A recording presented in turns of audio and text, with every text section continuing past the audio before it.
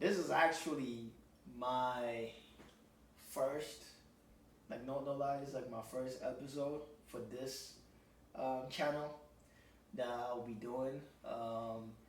And please help me welcome my guest for today, the man himself, Pastor Yazid. Go ahead, man. Introduce yourself to the people, man. I'm not a pastor, first of all. I'm not a pastor, and he knows it. I appreciate his brother for having me here today. Like I told him a while ago, he's doing a good job by giving certain people a platform to express themselves and some of whatever ideas they may have. So I'm thankful for the opportunity, and I'm looking forward to whatever it is we have to discuss today. No, but this discussion, it warm like a fire, you hear me? So listen, you see the thumbnail. I mean, this discussion, we're just gonna go straight to the point. We're not even gonna beat around the bush. It's for this segment. I call this segment Mr. versus Mr. So if I have like a woman on, I'll be like Mr. versus Mrs. But really, the point of this segment is like Mr. Single, which I'm single, versus Mr. Married. Because what we about to talk about is marriage. But we're talking about a specific type of marriage, contractual marriage. Let me explain what I mean by that first. I mean, contractual marriage, meaning people get married, right? And in that marriage, they have a time limit. It can be 5 years, like a driver's license. 5 years. In that 5 years, if the people that are married, they decided when the 5 year comes to an end, we don't want to stay married anymore, we can go our separate ways. And no court system will be involved, no nasty divorce, taking the kids here and there. If they have kids, it will be visitational rights, and everything will be just like, they'll kind of be friends. You get me? So that's why, for me, I think contractual marriages should be implemented, because there are people that are married and they got a divorce after a couple of years or something like that. Because of the way the divorce went, they can never get back together. Because one person is always thinking, this week I like me, but man, I don't know. I don't like the way the divorce went. You did too much. You were cursing a lot in the, you dragged it on. You made all these demands, so I don't think I can get back with you. But in a contractual marriage, if things just dissolved, then those people can kind of go a year, 2 years, and they might think, okay, we want to get back together. Okay, let's get back together. Let's go back to our marriage and renew it. So the renewal would be like wedding vows, like renewing wedding vows. That's how I think, that's how I'll look at it. You get? So you tell the audience what you think of this little contractual marriage that I just raised up. Well, first of all, I think I'm gonna have to play the opposite. Okay. I don't believe contractual marriage is a functional type of relationship that should be between a man and a woman for many reasons. One of which is marriage is established on love, right? And I'm talking about love that is non-conditional. You love the person for who they are, no matter what. That's why you marry the person. If you don't love the person, you don't marry them. You still spend that time during the engagement phase to get to know them before you arrive at the decision to marry them. Okay. So with that being said, if you really love somebody without condition, I think you should be with that person regardless if there's going to be some issues in the future or not. Okay. And no marriage is perfect. I tell you that. Take that from me, man. Okay. No marriage is perfect. So things are going to happen in a marriage. Okay. And that's when both parties agree on sticking with each other, no matter what. So for you to say they should be on a contract, you take away that love factor, because The reason for the contract is, what if 2 years from now, yes, I lose interest, for instance. Yes. What if 2 years from now, you start being an asshole, for lack of a better word? You know? yeah. So, out of nowhere. right. So if you think like that, that means you're in a relationship based on conditions. Like, yes, your husband is gonna get mad one day, you know, become really angry. The wife is gonna do the same thing. Mm-hmm. Marriage comes into play when you say, you know what, this is what I don't want to say this is what I signed up for, because that has a negative connotation. It makes it seem like you don't have a choice. But it's a decision you make before you even say yes to the person, that no matter what they turn out to be, I'm going to be there, because I would hope that they change one day. Okay. You know, and for some people it works out. In the future, they can like manifest that good person out of the husband or out of the wife that they've been looking for a very long time. Okay. Which is why somebody said the first 20 years of any marriage, first 5 years of any marriage, is not good. Mm-hmm. And I can tell you that it's not milk and honey, man. Yeah. That first 5 or that first 10. So right. So okay. So the reason why I really wanted to have this discussion about this whole contractual marriage is because, for example, we can't ignore reality, and the reality is the divorce rate is high. Like was like a 51% now or something like that. And when you go to statistics, 8 out of 10 with like divorces are filed by women. Women, when they're more educated, they file, like the rate at which they will file for a divorce if a woman is educated is like a 90%. And if a woman is like a virgin when they got married, I think they have like 25 or so percent or something like that staying married for like a longer time than a woman that's had more partners before they got married. So we have to look at, for example, what reality is, that there is divorce. So, but every time when people get married, they say till death do us part, and they say I do. Like they literally go into this contract knowing you just take an oath in front of God, right? Mm-hmm. And everybody else that's there to say this person is it. I'm not getting divorced. That's why there's no marriage where they mention like till divorce do you part. And so it goes, yeah. Because as humans, I think it comes down to like an ego type thing, where you don't want to put it where it's like, well, what marriage want to get a divorce? Like, I don't want to get a divorce right now. Because if you see like the contract, the reason why you see it as if it's bad is because you seen it like that, like there's a way out already. But really, if divorce is there and someone can just file it, there's still a way out. That's why I'm looking at it from the modern perspective right now. Where we at right now as a society, right? Especially Western world. The divorce rate is high. So why can't we just make it in a way where people get married, they go every 10 years. Okay, the 10 years might go by. The first 5 is not good, but you still be in it. Then the last 5 might be great. And you might be like, okay, hey, you want to stay married? And the shorty goes, yeah, I'd love to stay married.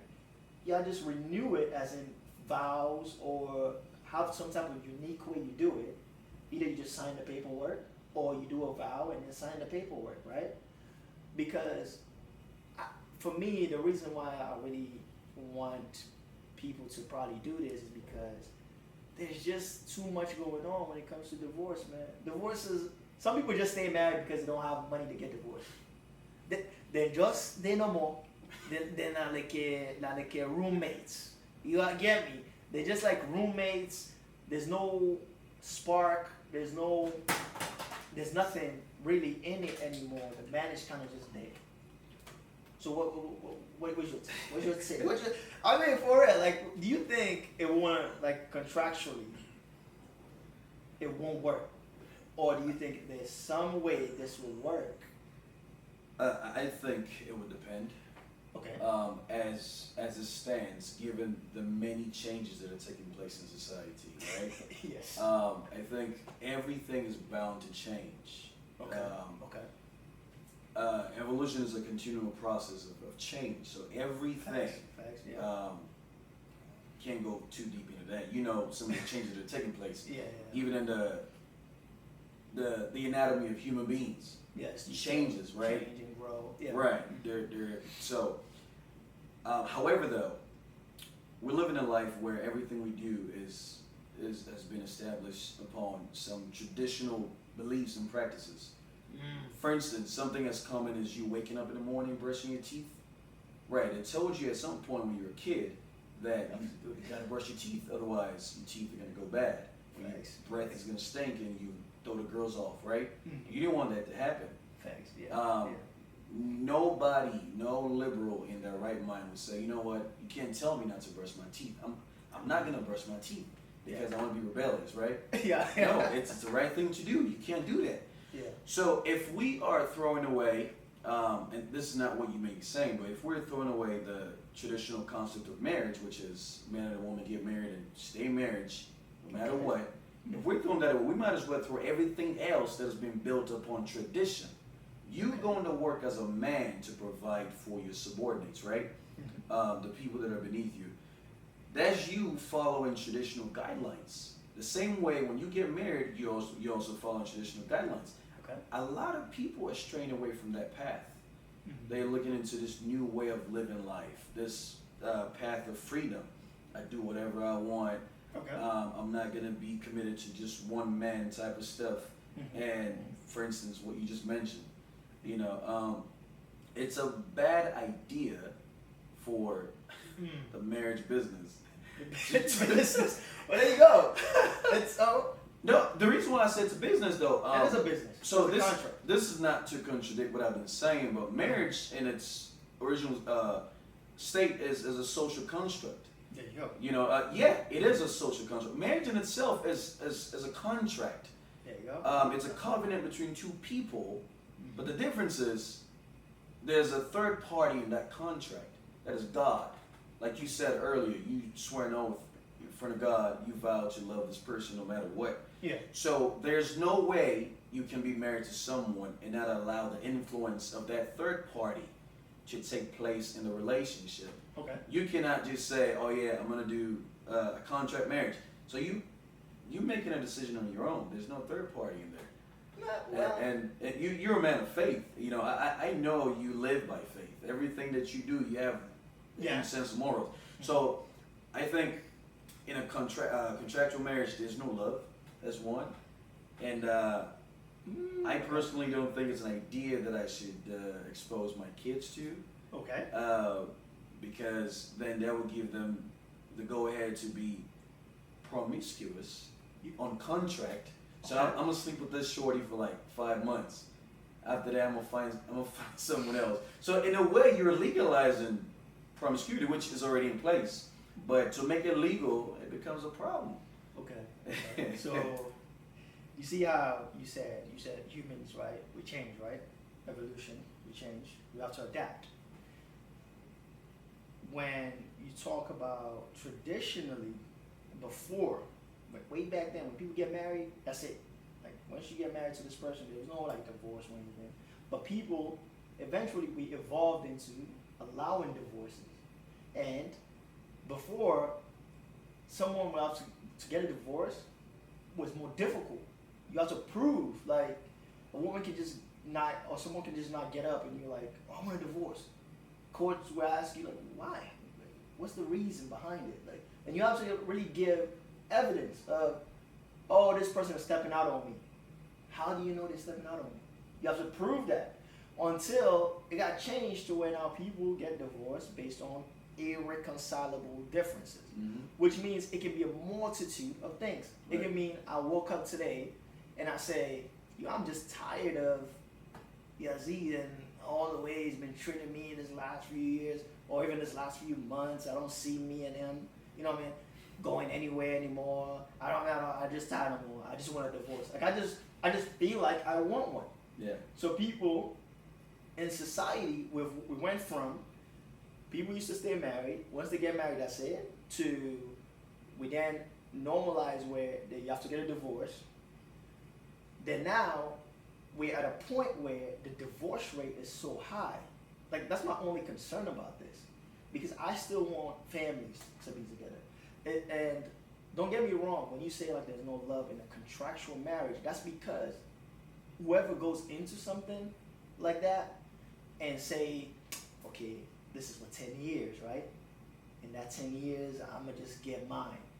But when you look at original marriage, or quote unquote the traditional way, people still go into it and thinking they get a certain amount out of it. Like mostly women go into it like, I get a kid, 1 or 2 kids, that's it.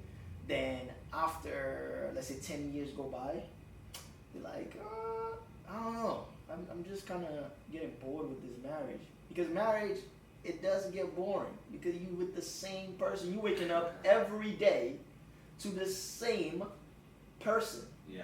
And you have to figure it out. Like, there's no boyfriend, girlfriend thing anymore. It's not, you can just leave and go sleep to your friend's house and be like, yeah, I'm at my friend's house again. Wait, what? You're a married man or married woman, you out at night? Like, what are you doing?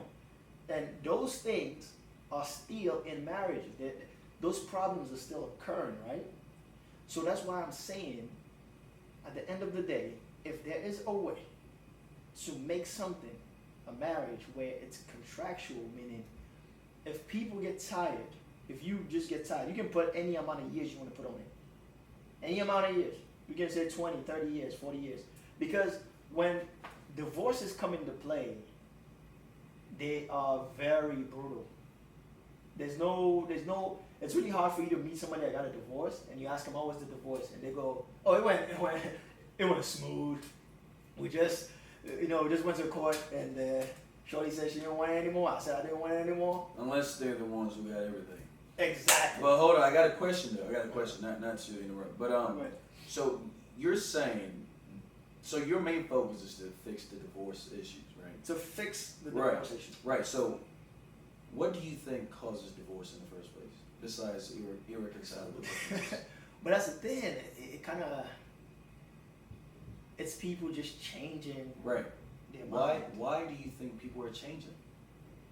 That's because the option is there. People are straying away from traditional beliefs and practices. You know, okay. We have established an entire generation, culture, on traditional. The reason why you're not out there right now trying to rob somebody is because you're from a cultural background that trained you how to be good. Yeah.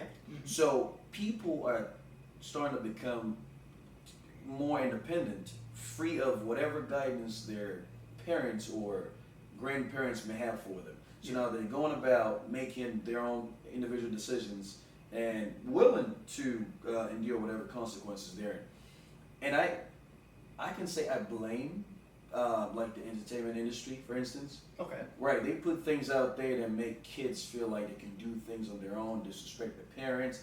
But let me ask you another question. You said people get bored and get tired of seeing the same person. Have you ever gotten tired of seeing your mother, who's the same person all the time?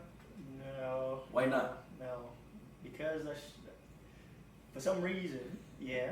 But no. I understand what you mean by that. I really do. Because, and if somehow you can translate that love you have for your mom, right, to your partner, regardless, like no matter what the conditions. No. I asked you the question. No, why, you why? don't. Exactly. So here's why. Mm-hmm. Did you grow up with your mother? Yeah. Right. So you have fun memories with your mother, right? Yeah. And memories of her helping you through difficult moments, right? Mm-hmm. There you go. Okay. So any marriage is going to be boring to the point where you guys feel like there's no spark. Okay. Unless you start creating new memories. Do fun activities. Go out every 3 months or so. Go on vacations and stuff like that. Do something that you can look back at, like, be like, you know what? This person is fun to be with. This person is such and such. Mm-hmm. So some people have mothers, but they don't have any love for them because the mother was never there in their life. Like people who get placed at someone else's doorstep when they're like newly born, the mother's gone, and then when they turn 25, they found out she lives down the street. Okay. They don't have any love for them. So it's the same thing because there's no memory, no fun memory, nothing whatsoever that can make the child go, you know what, I love that woman no matter what. So it's the same thing in marriage. It's human relation in general. Marriage, kids and mom, you with your co-workers. It's human relation. So there has to be fun memories, activities that we can look back on that would say, yes, we got something good going on. So when you feel like you're getting bored in your relationship, spark it up. It's up to you to get that going. In my past, there have been some times that I'm a Gemini. I'm not sure if you subscribe to that idea. Right. So I can be really spontaneous. So, and my wife is not that kind of person. So there were times in the past I'm like, let's do this, and she's not used to that kind of lifestyle. It's like, no. It could be like the most risky thing ever. But 2 years later, we look back at it and we're like, yeah, remember when we did that? That was fun. We sat in the car in DC, we did some things we're not supposed to do. No, not that, man. Not I that. talk, you go park na parking lot, sit in our church, you go patara mutka. But no. So, like when you said that, right?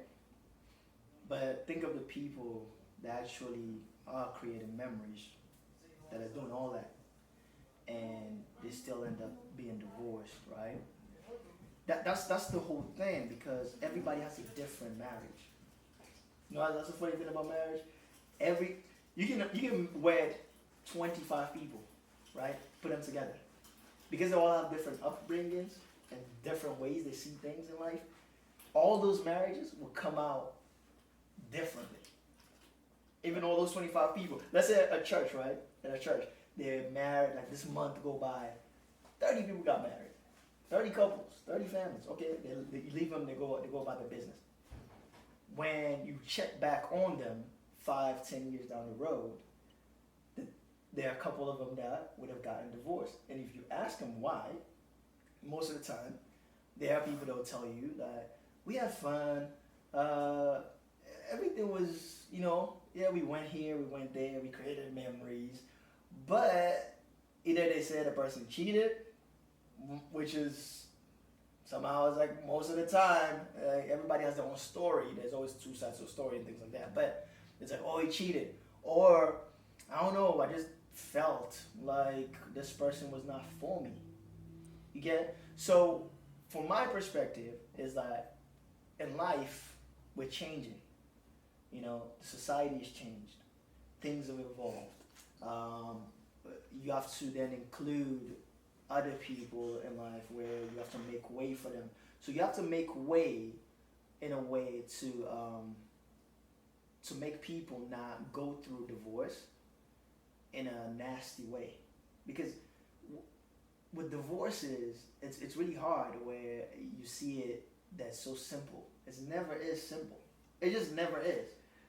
And especially if you ever listen to like those divorce lawyers on TikTok, when they tell people like who, like this lady, for example, she was explaining the people that file for divorce, like the most difficult ones, where like stay-at-home moms, nurses, teachers, like those professions. Because if a woman is at home and she's staying at home, even if you go work how many hours, right? No matter how much you do, she feels like she's doing more than you, because she's at home with the kids. She is cooking the food. She is taking care of whatever the kids are complaining about. You are providing, you're paying the bills. But for some reason, she can feel like she's not being fulfilled. Maybe she wants to go out there and work, just like you. And if you then flip the roles around, you stay at home, she goes to work, she will still feel sometimes like, yo, what type of man is this? You know what I mean? Because if I go to work and I see that there are other people there that are still married, that work, or your man works, I work, oh, your man works too? Oh, wow. My man does not work. I wonder if I can find another man that can, work and we can both, or she can be at work and see somebody else and think we both work here. this can work out. Right. And then it don't work out, regardless. So my whole thing about this whole contractual marriage thing, like when it came up, was I saw it on the podcast, like the Roommates podcast, where this guy said he's been married for 40 years with his wife, right? And they've been doing it contractually. First, they didn't start like that, but then they implemented it. And for some reason, every 5 or 10 years, they just sign it back up and say, yes, I want to stay married, right? And in our society, you have to think, people don't have that money to get a divorce. Like, some people don't have it. Some people are just together. Like, they're literally just living together. Like, bruh, roommates. So why can't you make it an easy way for those two people to then maybe go find somebody else? So you do realize that, there's a thing called engagement before you get married. Yeah. That word is self-explanatory. Like, in a way, engagement literally means to spend time with the person, to get to know the person, get to know their bad habits. They can't clean, they can't cook, whatever. So the man can't work, he's lazy, right? So it is within that phase that both people make their decision to compromise. Okay, right there. She doesn't know how to dance. I'm still going. Right. Okay. So if people get married and they start saying, I don't feel like we match, there's no compatibility, that doesn't make sense to me, because you had that period in time for you to figure out if this person is the one for you. I told you the last time that in Africa they do the engagement and the next day they get married, which doesn't make any sense.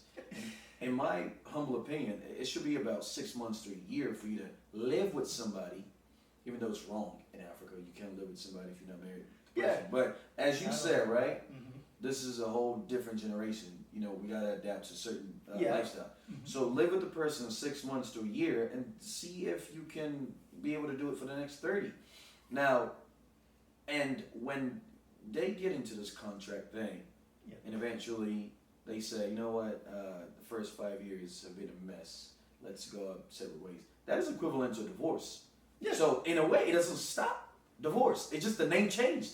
No, it changed. Right. But now it eliminates a part of it going to the system. But bro, what if they have kids within their 10 years of contractual marriage? Yeah. And now those kids cannot have two parents in the same home, which statistically, a child without a father is more than likely to be unsuccessful in life, especially if they're black. Exactly. So they're destroying the lives of these kids by seeking their own selfish gain. I know people who have stayed in a marriage for until the kid is like 18 years old, then they officially because they don't want the kids to be be distressed due to their separation. So that's the greater goal. The greater goal is the kids. If me and my wife were trying to get a divorce right now, it's going to be about the kids. So can they handle it? What would happen if I'm not around my kid, during certain times? So.